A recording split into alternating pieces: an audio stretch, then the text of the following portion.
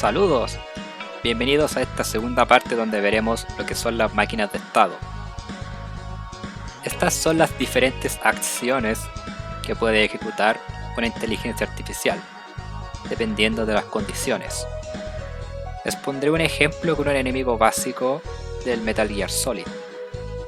Aquí pueden ver una imagen con los estados que posee ese enemigo. Primero, un estado de patrulla, donde camina por una ruta predeterminada o simplemente puede estar quieto. Luego, un estado de sospecha, que es cuando escucha algo o nos ve a distancia, por lo que empieza a acercarse lentamente. Ataque es cuando corre hacia el jugador y comienza a atacarlo o a dispararle. Y huida, que es al tener poca salud, empieza a alejarse de nosotros para curarse. Siempre que creen a un enemigo, es bueno pensar en esto, en sus estados y también cuando pasa de uno a otro, como en esta otra imagen. Aquí pueden ver cuándo y cómo pasa de un estado a otro. Por ejemplo, de patrulla puede pasar a sospecha al vernos a lo lejos, pero también puede pasar a atacar de inmediato si al patrullar nos ve de cerca el tiro, o también si atacamos directamente al enemigo mientras patrulla. También cuando vuelve de ataque a sospecha, de huida a ataque, etc. Siempre es bueno pensar en todo esto antes de empezar a programar a un enemigo. Estas imágenes las pueden hacer en cualquier programa como Photoshop o Illustrator, por ejemplo. Yo las hice en un programa llamado Xmine, que es para hacer mapas conceptuales. Es muy bueno y permite exportar a PNG, es gratis. Hay una versión de pago, pero es básicamente igual que WinRAR. Tiene versión de pago, pero todos usamos la gratuita. Ahora vamos a crear una máquina de estado muy sencilla en nuestro enemigo. Y usaremos dos cosas, switch y enum. En el código de nuestro enemigo, arriba vamos a crear una variable public transform para que siga a un player. Y crear un public enum y le pondremos estados. Lo que estamos haciendo acá es crear un tipo de variable. Ustedes ya saben que hay diferentes tipos de variables, int, float, string, vector3, etc.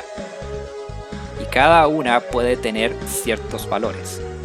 Las variables int pueden tener cualquier valor que sea un número entero, por ejemplo.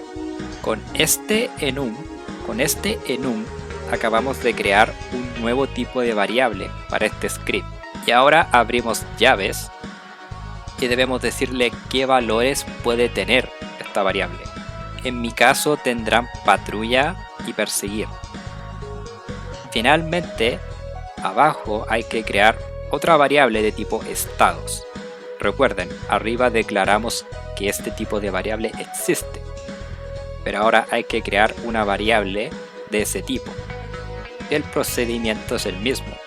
Public, luego el tipo, en este caso estados, y un nombre, estados enemigo.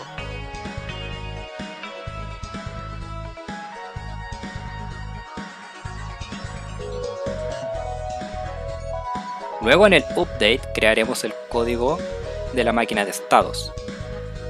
Algunos pensarán que podemos usar if estados enemigo igual patrulla, pasa algo, y luego else if estados enemigo igual perseguir, pero no. Eso no es muy ordenado. Aquí entra la otra herramienta, el switch. Con esto podemos hacer máquinas de estado fácilmente. Escribimos switch y entre paréntesis una variable, en este caso estados enemigo, y abrimos llaves. Luego abajo colocamos case, estados.patrulla, y más abajo colocamos un break, punto y coma. Entonces todo lo que coloquemos en este espacio solo va a ejecutarse si estados enemigo es igual a patrulla. En nuestro caso, el código que hicimos en el video anterior, que vaya al punto de patrulla correspondiente.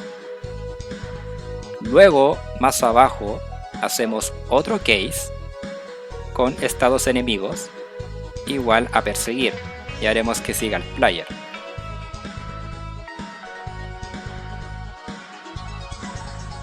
Guardamos y en Unity crearemos una cápsula sin código ni nada que será nuestro player y se la asignamos al enemigo. Y al darle play veremos que nuestro enemigo hace la misma patrulla de antes.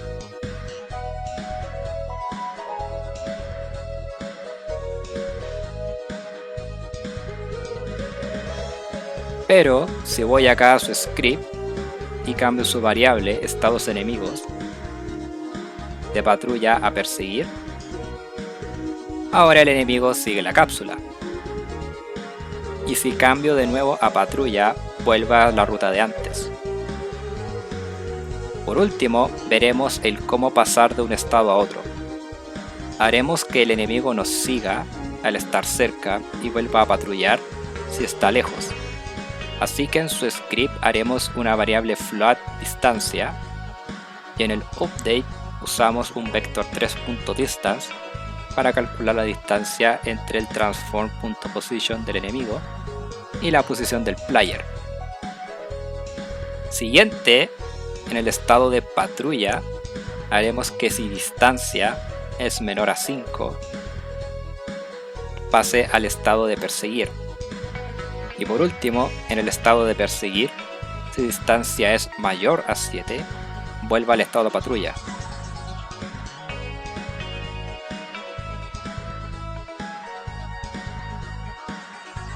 Volvemos a Unity y al darle play veremos que nuestro enemigo patrulla normalmente.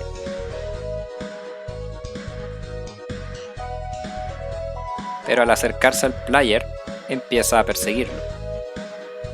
Y si alejamos al player lo suficiente, el enemigo vuelve a patrullar. Ahora, consejo. Nunca usen distancia para detectar al player. ¿Se acuerdan del video de la clase sobre vectores? Calcular distancia es costoso para el procesador. Imaginen tener cientos de enemigos en un nivel, todos calculando su distancia con el player cada frame. Solo úsenlo para cosas importantes y necesarias. La razón del por qué lo hicimos en esta clase es porque solo tenemos un enemigo y como ejemplo de cómo funcionan las máquinas de estado. De hecho, en la siguiente clase veremos cómo crear un sistema de visión para nuestro enemigo y así detecta al player.